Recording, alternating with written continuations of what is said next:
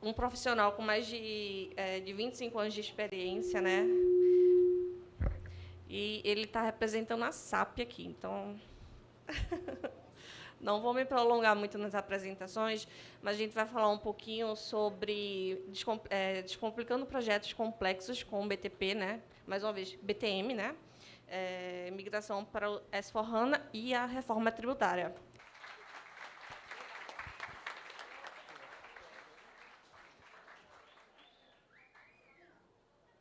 E aí, gente?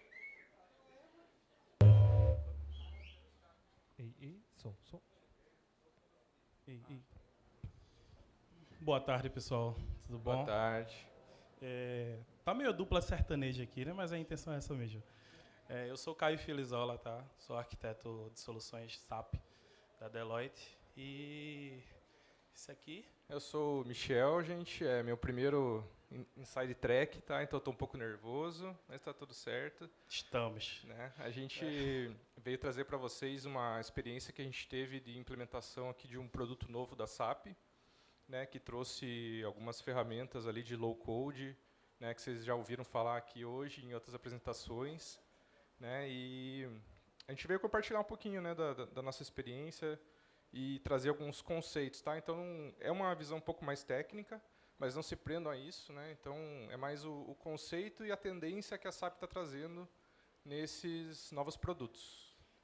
Parafraseando também o Michel, tá? Minha primeira vez aqui, minha primeira vez palestrando também, então nervosismo não falta aqui em cima. Vamos lá. E eu tô um pouco forasteiro aqui, que eu sou de Curitiba, tá, pessoal? Mas trabalho com o pessoal de Recife, né? Mas tô forasteiro. Bem, então o produto da SAP que a gente implementou, né, é o Digital Manufacture, o SAP DM. Ele é um sistema MES, né, de chão de fábrica, que substitui o tradicional SAP MII e o SAP ME, tá? Só que a diferença é que o SAP DM ele já nasceu na nuvem, né, e já trouxe essas ferramentas de low code embarcadas para ajudar no desenvolvimento e nas customizações. Tá? As duas ferramentas que ele traz para low code, de novo, não precisa se atentar aos nomes, tá? É mais a questão do conceito. É o PPD, Production Process Designer, e o POD, Production Operator Dashboard. Então, uma delas é um motor de automatização de fluxo de processo. Para quem conhece, é meio que um fluxo do CPI, né, um iFlow, ou ainda um workflow, também dá para fazer esse paralelo, né? E o POD é uma ferramenta de design de interfaces para o usuário no conceito drag and drop, né? Então, arrastar caixinha e tudo mais, para dar uma facilitada nesse desenvolvimento.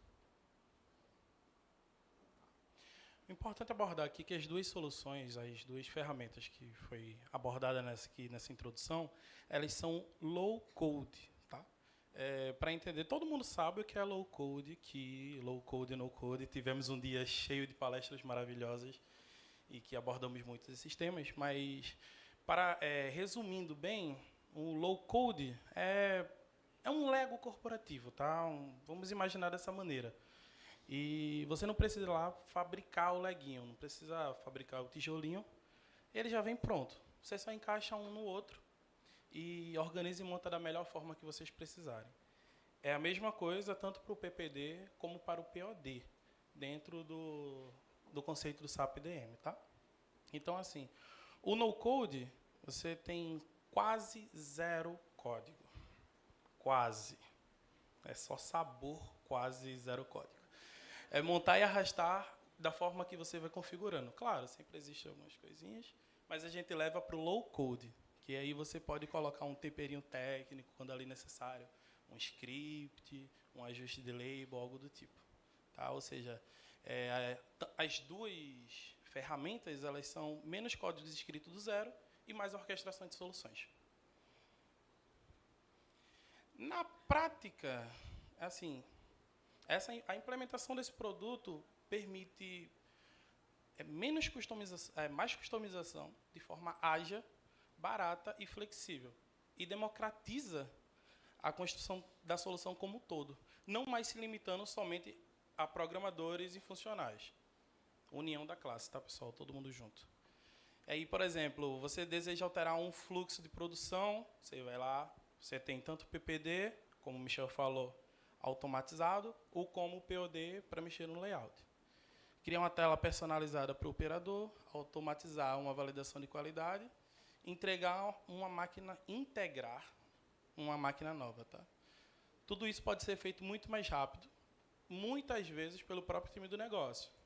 O SAP EDM ele traz também essa possibilidade de você usar o TI e o negócio menos como dois times e mais como uma solução grande de governança. Tá? Mais voltado para os papéis de arquitetura e governança. Bem, então vamos falar um pouquinho aqui dessas ferramentas, tá? De low code. Então a primeira, né, como a gente falou, é um motor de fluxo de processo, né, o Production Process Designer. E basicamente o que ele traz aqui de funcionalidades, tá? A gente consegue consumir APIs, tanto standard quanto APIs desenvolvidas, tá? A gente vai ligando os Legos aqui, tá? Um no outro. A gente consegue também colocar operadores condicionais, então a gente consegue colocar ifs, elses, cases, né? E também processamento paralelo, executar 2, 3 coisas ao mesmo tempo. Tá, isso tudo aqui, por enquanto, sem código, né? A gente só vai puxando as caixinhas aqui, os operadores estão aqui em cima, as APIs e tudo mais estão aqui embaixo, a gente vai arrastando, ligando uma coisa na outra, né? E também tem toda uma parte de mensageria e interceptação de exceções, né? Então a gente consegue também, como é um fluxo, né? A gente segue, se deu erro, a gente consegue voltar, a gente consegue mandar mensagem para a tela, consegue encerrar o processamento, enfim, é um fluxo mesmo que a gente já está acostumado. Toda a parte de transmissão de dados, né, dessas caixinhas, né, que isso aí seria os pinos do Lego, né, que o Caio mencionou, é por input e output de dados. Então, basicamente, os dados chegam, processam e tem os dados de saída, né, para fazer essa ligação entre as APIs e também o restante do processo. Por exemplo, inicia o fluxo, ele recebe dados, manda esses dados para uma API, a API processa, devolve os dados, passa para um script que processa e vai fazendo essa ligação, né? E toda essa tipagem de dados também já tem uma tipagem nativa e também a gente pode construir uma tipagem de dados customizados com payloads JSON, né? Isso é mais técnico, tá? Mas a gente consegue facilitar essa comunicação de dados utilizando essa tipagem de dados ali, né? Que você seleciona qual o tipo de dado que você quer. E por fim aqui, né? Até então a gente estava no no code, né? Mas a última das funcionalidades aqui é a inclusão de scripts, que aí a gente transforma essa ferramenta em low code, né? Esses scripts eles são na linguagem JavaScript, e aí a gente consegue fazer inúmeras coisas, desde converter dados, converter uma data, uma hora, colocar um label, enfim, inúmeras opções aí de Trocar o ponto por vírgula. O ponto por vírgula. Exatamente. Até a gente teve, né, uma questão de horário, né? Como a Cloud estava no Norte América, a gente precisou converter a hora para South América, né? Então. E a questão do ponto e vírgula é uma piadinha interna, tá, pessoal? Porque, meu Deus, deu trabalho. Deu trabalho. Só volta um pouquinho ali, Caio. A última parte também que esses PPDs, eles consomem as APIs, mas eles também podem se transformar em APIs para a gente consumir externamente, né? Então, em camadas, né? Tem uma camada ali que vai pegar APIs standard, a gente consegue depois expor isso para um aplicativo ou para fora mesmo do SAP EDM ali, né? Exato. Aí também a SAP trouxe aqui uma ferramenta de monitoramento desses PPDs, tá? O que é esse monitoramento? É o controle de todos os fluxos que foram startados pelo processo, né? Então, do negócio. A gente consegue ver por qual caminho que ele passou, se deu erro, qual a mensagem de erro, quais os parâmetros que estão sendo transmitidos no momento. Então, tem toda essa parte aqui também que que apoia no monitoramento das execuções ali. E aí, só complementando, tá, e também falando um pouco sobre a experiência, nós, pelo menos eu já tive algumas experiências com CPI e o rastreio desse monitor aqui, eu acho que é muito mais completo até que o rastreio do monitor de CPI. Tá? Porque o log aqui é muito mais completo, tratamento de erro, exibição de dados, a gente tem tudo integrado de todo o fluxo que foi passado desde o início até o fim. Isso é um ponto importante. Aí aqui a gente tem a outra ferramenta que a SAP disponibilizou, que é o POD, né, o Production Operator Dashboard. O que é esse POD? Basicamente, né, ele é uma ferramenta para ajudar na construção de interfaces, tanto para o operador quanto para o supervisor, específicas para uma atividade que ele está fazendo no momento, né? Então, isso aqui não precisa ser só construído em qualidade, lá no ambiente de dev, qualidade. Pode ser construído diretamente em produção, se houver necessidade, às vezes, no momento ali de construir uma visão diferente, alterar alguma coisa, né? Esse POD Designer ele é composto basicamente por 3 áreas principais aqui, né? No lado esquerdo, a gente tem toda a parte aqui do que a gente pode arrastar para a tela, né? Então, desde um painel, um splitter, arrastar ali botões, labels e tudo mais. Então, tem, né, é o drag and drop mesmo, né? Clicar e arrastar. E também a gente consegue incluir os plugins. Então, desde plugins standard, que a SAP já traz, quanto plugins customizados, e a gente vai montando a telinha aqui no meio, né? E a gente tem ali a opção de visualizar, então não precisa efetivamente fazer o deploy, a gente consegue ir testando e tudo mais. E todos esses plugins e essas ferramentas, a gente também consegue configurar elas de acordo com a nossa necessidade, né? Desde alterar um label, também uma descrição, ligar ou desabilitar, ligar ou desligar alguma coisa, alterar uma cor. Então, a gente consegue também ali configurar algumas coisas pré-definidas. O que mais que pode ter no POD, né? Então, pegando alguns exemplos de uso, né? Ele pode ter telas navegáveis, então a gente pode partir de uma tela de uma lista, entrar numa tela de detalhe. A gente pode ter inúmeros plugins, tanto escondidos quanto já apresentados de cara aqui para o usuário. A gente consegue também ter os botões, né? Esses botões que fazem o acionamento da outra ferramenta, que é o PPD. Então, a gente consegue interligar tudo aqui nessa tela. Nessa parte aqui é uma parte mais técnica, tá, pessoal? O que é que acontece? A SAP permite que a gente utilize plugins standard, tá? Que por maioria das vezes, e também fazer extensões nesses plugins.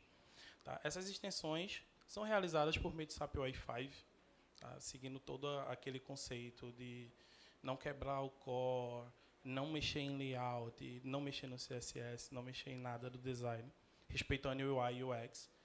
E permite também que nós criemos plugins customizados. Qual que é o ponto? Para a criação de plugins, a gente não tem tantas liberdades. Como, por exemplo, eu não consigo fazer uma lógica complexa utilizando vários componentes numa tela de tamanho pequeno. Tá? Dependendo do layout que o usuário vai escolher no POD, ou componentes vão ser sobrescritos ou componentes não vão ficar visíveis. Tá? Então, a gente tem que respeitar para isso, para fazer extensões de plugins e para também fazer plugins customizados, essas regras. Porque a gente não pode esquecer que a ideia é o low code, né? Então, exato. Geralmente esses plugins eles são simplistas, para facilitar alguma coisinha, só o tempero ali do que está faltando no POD, que já é a solução completa ali, né? Exato. E o que temos aqui, ao lado esquerdo ali, nós temos os exemplos de como fica a árvore, tá? Desses plugins customizados, algo ali por volta da classe principal do DM, né? Que a gente faz a extensão, a POD Foundation, e no final fazendo a extensão dele para fazer custom plugin. E como que esse plugin ele fica configurado aqui dentro do component de JSON. Ele segue um template, né, um framework para funcionar. Então, por isso que ele é tão integrado, né? Porque quando a gente herda essa classe aqui, né, ele já traz todos os componentes da tela principal que a gente consegue comunicar uma coisa com a outra, né?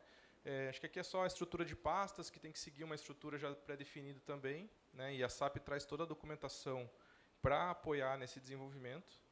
E essa telinha aqui é mais uma questão das configurações daquele plugin. Esse plugin ele pode ter uma múltipla instância, né? Então eu posso ter mais de um plugin do mesmo tipo na tela. Ou, além, assim, eu tenho alguns tipos ali de PODs, né? Um POD por ordem, né? Quem conhece sabe PP aqui, né? Pode ser por ordem, por centro de trabalho, por outros motivos. Então, a gente consegue setar os tipos de POD ali também. Além disso, dentro desses plugins customizados, a gente consegue chamar APIs, tanto externas como internas, tá? Do próprio SAP DM. Então, por exemplo, a gente pode chamar... Não, pode passar. A gente pode chamar um PPD de dentro do plugin, esperar o retorno para daí tomar uma outra ação e tudo mais, né? Então, tá interligado as duas ferramentas de todas as maneiras. Como que é o deploy do PPD e do POD? Tá? O deploy deles são de formas bem simples. O PPD ele conta com versionamento interno, tá? E duas opções de transporte, por destination ou baseado em upload. Tá? Você pode simplesmente baixar ele e fazer a importação dentro do ambiente de destino. O POD ele conta com duas opções também. A opção de deploy dos plugins através do zip. Né? Você gera o zip dentro do BAS e importa dentro do DM. Ou você tem a opção de fazer um deploy diretamente pelo BAS, usando o MTA. Então, isso que é legal, né? Que a SAP pensou na facilidade até na hora do deploy, né? Que como é pouco código, a gente consegue ali facilmente, né, subir o projeto ali de um ponto zip. Eu preciso passar do ambiente de qualidade para o ambiente produtivo, também a gente consegue fazer o download e o upload. Então, é para facilitar mesmo todas as etapas, né, inclusive o deploy. Exato. E aqui a gente quis trazer um caso, né, real ali, um dos gaps que a gente precisou implementar nesse projeto, né, do end-to-end aqui, para mostrar como a gente consegue fazer várias coisas com muito pouco código desenvolvido, né? Então aqui, nesse caso real, é um apontamento de produção que o operador vai fazer lá no posto de trabalho, né? Então ele começa na tela que ele vai ter ali no POD, né, o plugin. Nesse plugin ele vai vai digitar ali as características daquele lote que está sendo gerado lá no momento, lá na fábrica mesmo, né? Então ele faz esse input de dados, ele também coloca ali a quantidade apontada e ele tem um botão que gera um PPD, né? Aí beleza. Quando ele clicou nesse botão, aciona o fluxo do PPD. E esse PPD vai fazer toda essa parte aqui por trás, né? Então ele vai chamar uma API que vai de fato criar um novo lote no sistema. Depois a gente tem uma API ali que busca as informações da ordem de produção que está sendo executada naquele momento. Então o usuário não precisa digitar qualquer ordem de produção, já vai estar na tela, já vai estar naquele POD, então já vai buscar essa informação, passar para a API e a API vai devolver as demais informações necessárias. E a terceira API ali vai pegar, então, tudo que foi digitado pelo usuário, quanto às informações que a própria API da ordem de produção trouxe e vai gravar como características o lote. Então, a gente criou o lote, recuperou informações e atualizou a característica. Aí a quarta API, o que ela vai fazer? Ela vai fazer a entrada de mercadoria com base na quantidade que foi apontada aqui. Então, a gente cria o lote, atualiza a característica, faz a entrada de mercadoria para esse lote. Depois, ele volta aqui para mais um passo manual do usuário na tela, né? Então, ali, por enquanto, fica processando. Isso aqui é assim, questão de 1 segundo, né? Nem isso. Aí volta para a tela, para o operador fazer o consumo dos materiais daquele lote, né? Então, isso aqui é um plugin nativo, né, da SAP. O operador vai lá, faz o consumo, e aí tem um evento que recupera quando finalizar o consumo aqui, e aí segue para o restante do PPD, né? O que esse restante faz? Aqui é algo específico ali do cliente, que faz o envio de algumas informações para o bug externo. Então, a gente achou legal trazer aqui para mostrar que também dá para a gente chamar APIs externas e enviar dados, aqui nesse caso, para um banco de dados externo. E aí a gente já parte para a última etapa. Qual que é a última etapa? A gente tem agora um script, que é para fazer um tratamento de alguns dados, preencher alguns campos, algumas labels, para chamar a última API, que é a API que faz a geração da etiqueta. Isso. E essa API também é nativa, que já faz a impressão da etiqueta para o cara. Ela consome uma outra ferramenta já presente dentro do DM, que tem todos os layouts das etiquetas Adobe e Zebra também. E, por último, ele aciona ali um print service, que é do BTP mesmo, que vai ligar com a impressora e emitir a etiqueta daquele lote que foi gerado. Então, assim, a gente tem código aqui no plugin e aqui no script. Basicamente, só nesses dois locais, e a gente conseguiu fazer um end-to-end aqui de apontamento de produção, né? Inclusive gerando a etiqueta.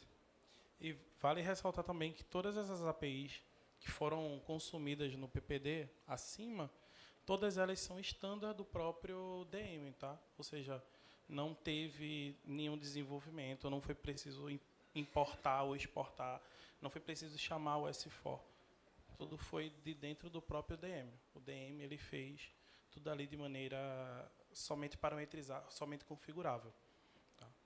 Então é legal que assim esse fluxo ele não precisa ser construído por um desenvolvedor nem só por um funcional, né? Isso aqui deve ser construído junto, né? A gente vê quais os passos do processo que precisam ser colocados e a gente adequa colocando pequenos trechos de código onde for necessário. Esse é o ideal.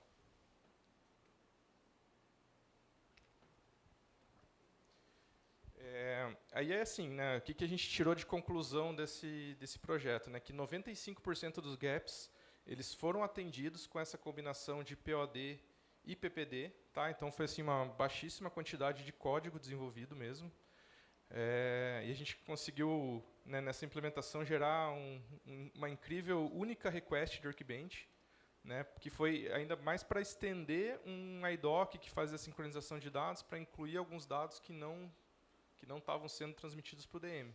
Basicamente por isso que teve essa Workbench. Senão poderia ter sido 100% liso, né, sem nada no S4. Mas aí aconteceu um fato. Estávamos lá no meio da implementação. Eis que o negócio pergunta: e se o SAP cair?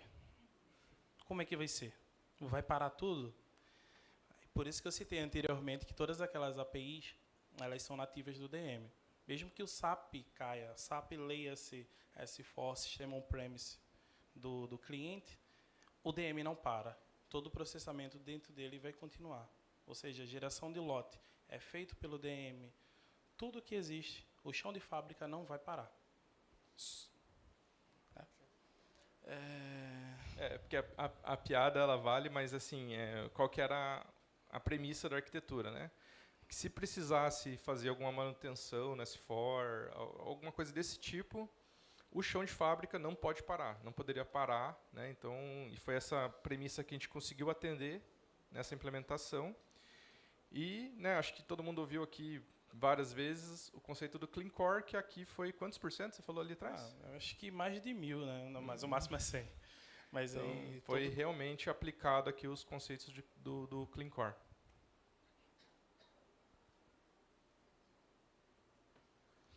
E também, por último, aqui a gente legal trazer também, né, que é um produto novo que está trazendo muitas inovações. Então, acho que em abril, se não me engano, lançou já um novo release que trouxe o POD 2.0 com mais opções ali de low code para a gente melhorar a customização da tela. A gente consegue agora inserir também scripts não só no PPD, mas também no POD para controlar eventos de tela, e trouxe também outras melhorias nesse sentido, tá? Que a gente ainda está estudando e vendo que é bem recente, né? Também, né, acho que vocês ouviram muito aqui de IA hoje. A SAP trouxe, já nesse release novo, uma ferramenta, um assistente de IA para a geração dos scripts e também para ajudar a entender os erros do monitor ali de processamento, né? Então, assim, além de já ser pouco código, ainda assim tem uma IA que ajuda a gerar esses scripts, facilitando mais ainda, né? E, de novo, pessoal, não é assim, vocês não precisam pegar essa questão dos nomes das ferramentas, porque pode ser algo específico do DM, pode ser que em outro produto seja outro nome, mas é mais na linha da tendência que a SAP vem trazendo dessas ferramentas para apoiar no Clean Core, no Low Code e tudo mais. Aquele conceito de parametrize mais, code menos, né? Configure mais e menos código dessa maneira. E era isso, pessoal.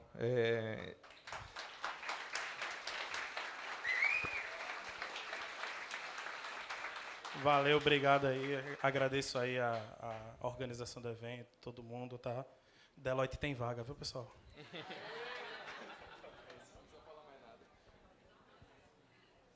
Alguém tem alguma dúvida, pessoal? Mais das questões técnicas?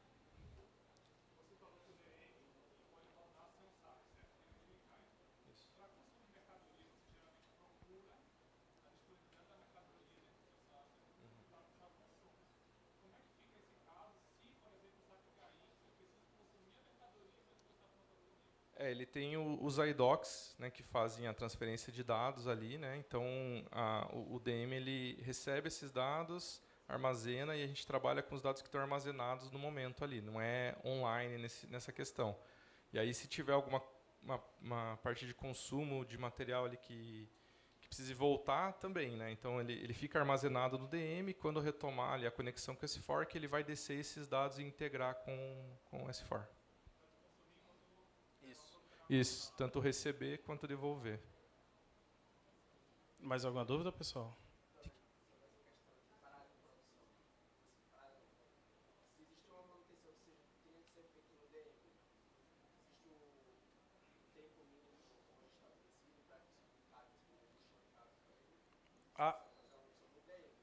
Tá. A SAP diz que o DM pode ficar parado por até 30 minutos, sem ter impacto nenhum. Tá? Inclusive o retrail, que é o que o Michel falou há pouco, o tempo máximo de tolerância é 30 minutos. Tá? E, geralmente uma fábrica não para por 30 minutos, mas existem casos. Tá? Beleza? Mais alguma dúvida? Então é isso. Obrigado, pessoal, mais uma vez. Valeu, pessoal. Boa noite para vocês. Agora é o sorteio da escuta.